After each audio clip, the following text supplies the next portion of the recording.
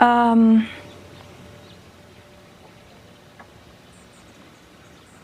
I'm just trying to decide if I'm comfortable even talking about that.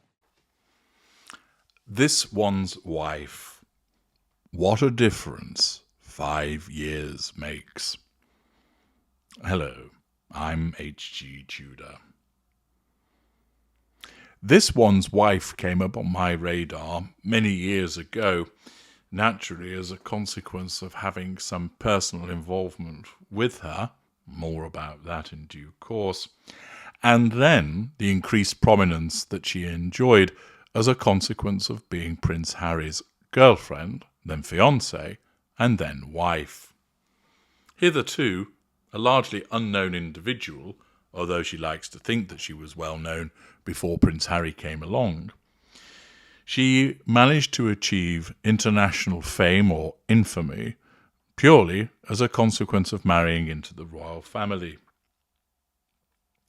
Around that time, it would be fair to say that the world was her oyster. She was welcomed by many people into the royal family amongst the populace of the United Kingdom. There were some individuals that had expressed reservations about her behaviour. For instance, they thought there was something off in relation to how she conducted herself in the engagement interview. The behaviours with regard to her father around the time of her wedding, the demands that she made in relation to the diffusers and the tiara were also red flags. But many people at that juncture didn't recognise that a narcissist had married into the royal family, and they welcomed her inclusion. They thought that she would bring different perspectives, a modernity that would be advantageous. Despite clear reservations, the Queen made to ensure that she could be accommodated, providing a staff and advisors to help her assimilate into the institution that is the royal family. She had an opportunity, as a consequence of joining the royal family, to use that platform in a way that would have made her increasingly popular. That she could have utilised the machine that comes with the institution to exhibit service while living a privileged lifestyle, enjoying the favour of many of her people around her, and being part of the institution will provide her with an excellent means of asserting control over the populace, over people that she would meet, over people there to assist her. It would enable her to draw huge amounts of fuel.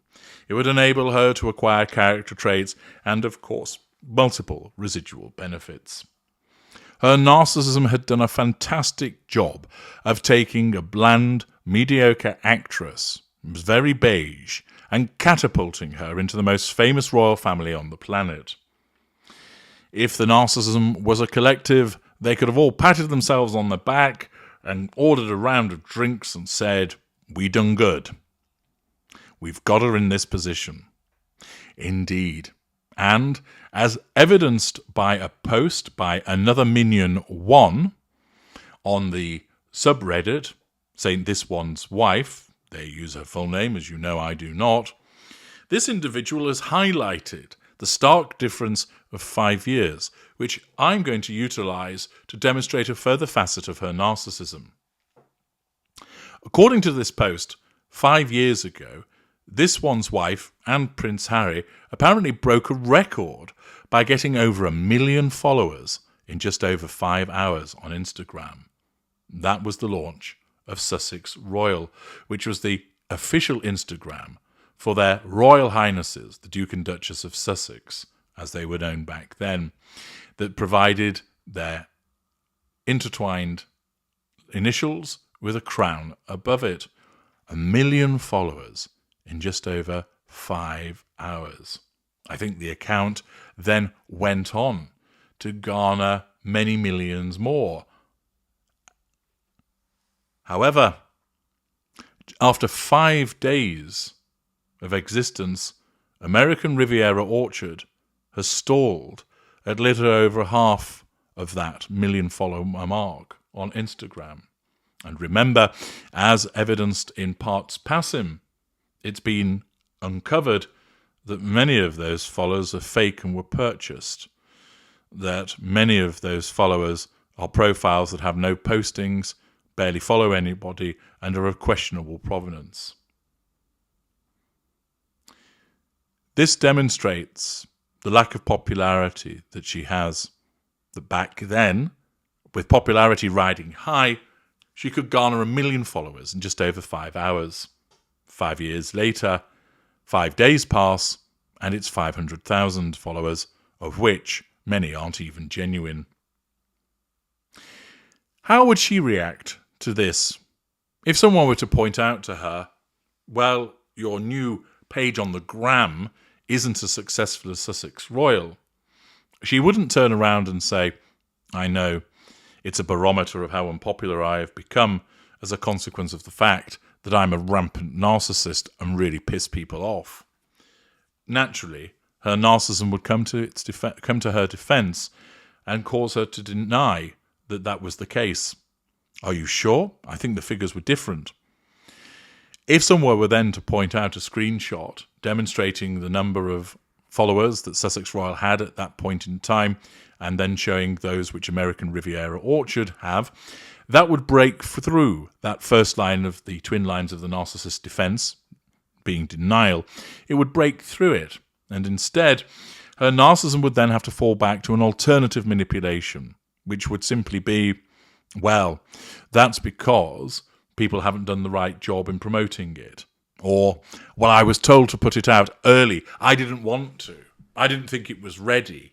I wanted to drum up more material for it. I wanted to ensure that there was a better launch.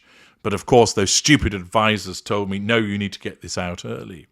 Which, of course, won't be true. We all know that it was her that will have wanted it to be released early because she wanted to overshadow the Diana Legacy Awards. This is the problem that she has. Her narcissism was fundamental in getting her into this position, but it's not been able to keep her there. Because as a mid-range narcissist, her narcissism lacks the sophistication or the evolution to operate at this rarefied level. This is why she keeps making these gaffes, why she commits faux pas. It's why she repeatedly fluffs her lines. Many other people see the evidence of her lack of popularity. The figures don't lie. They speak for themselves. But she is incapable of seeing this because her narcissism will never, ever, ever, ever allow her to be at fault. What this does mean, for those of you who want to see the train wreck finally crash, is that it eventually will do so. Because she won't be able to take any corrective action. Because she will simply continue on the same path. And whenever there is a problem, she'll blame it on somebody else.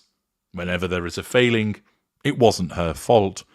And thus, she'll keep on doing them until eventually she falls into obscurity. I'm H.G. Tudor. Thank you for listening.